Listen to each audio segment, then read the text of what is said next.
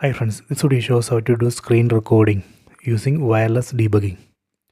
First, in TV or in this Google TV streamer device, go to settings, go to system, go to about, go down, set Android TV OS build.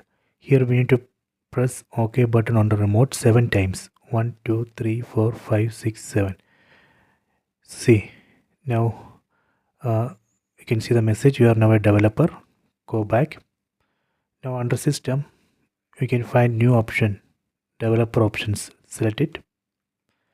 Under developer options, go down and set wireless debugging. Select it.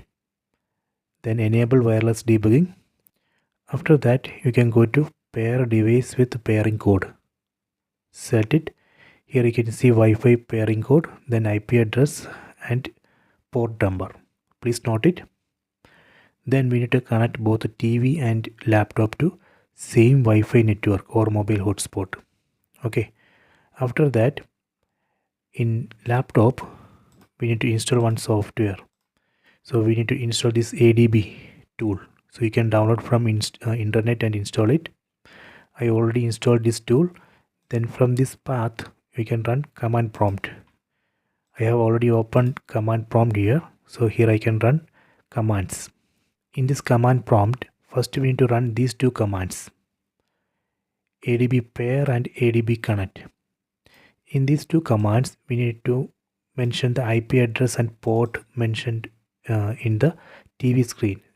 You can see IP address and port in TV screen. That IP address and port you have to mention here. Then run these two commands. I already executed these two commands. Let me list devices. Run this command. Here you can see paired devices. See, this is the name of the device. So when I run the command, I need to mention this device name. Next I will show you how we can do screen recording. See, this is a command to start screen recording. We can run this command. If you have multiple devices, you have to mention the device name using -s. Okay, this is the device name. This name.